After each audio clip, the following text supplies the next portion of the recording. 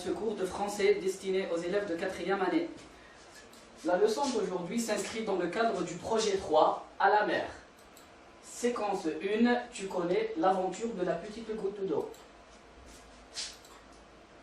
Nous allons aujourd'hui travailler le vocabulaire, et plus précisément les préfixes IN, IM. Je vous invite à aller chercher vos manuels scolaires et de les ouvrir sur la page 72, les petits. C'est bon? C'est fait? Bon. Vous allez y trouver cette image. Je vais vous demander maintenant qui sont les personnages indiqués par des flèches. Je vous laisse un temps pour réfléchir. Très bien. Yacine et la grand-mère. Félicitations, les petits. Maintenant, où sont ces personnages? Bon, très bien. Ils sont à la mer. Maintenant, je vais vous demander d'essayer de me nommer les objets indiqués avec des flèches rouges. Nous avons une, ou bien un objet, une flèche, 2, 3, 4 et 5.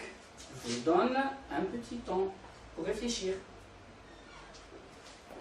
Très bien, on va essayer de les nommer ensemble. Un seau, un ballon, une goutte d'eau, un parasol et un livre. Bravo mes petits. Bon, nous allons prendre le seau. Observez dans quel état il est. Comment il est ce seau? Il est cassé. Très bien. Nous allons écrire le seau est cassé. Très bien. Donc, est-ce qu'on peut l'utiliser? Oui, on peut l'utiliser. Ou bien non, on ne peut pas l'utiliser. Je vous laisse réfléchir, mes petits. Très bien. Je suis sûr que vous avez trouvé la bonne réponse. Le seau est inutile. Bravo. Nous allons prendre maintenant le mot inutile. Voilà. Nous l'avons séparé en deux parties. La première partie est en vert. Elle est appelée préfixe. Quant à la seconde partie, est appelée radicale. Très bien.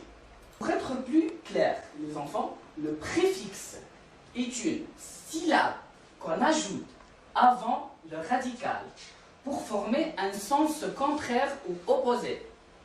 D'accord? Quant au radical, c'est un mot qui ne change pas. Très bien. Je vous donne à titre d'exemple le mot utile, inutile. On a ajouté le préfixe IN pour former le contraire. Maintenant, est-ce qu'il est possible de le remplir avec de l'eau? Possible. Est-ce que je peux le remplir? Ou bien c'est impossible? Je ne peux pas le remplir. Regardez la fuite. Je vous donne un peu de temps pour réfléchir.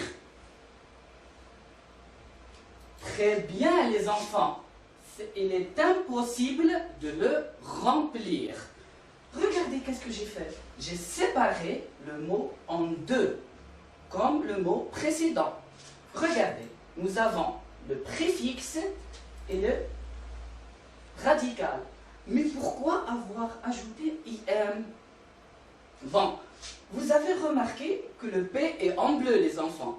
Bon, donc, la règle dit que les mots qui commencent par le P et le B et le M prennent IM pour former le contraire, mes petits.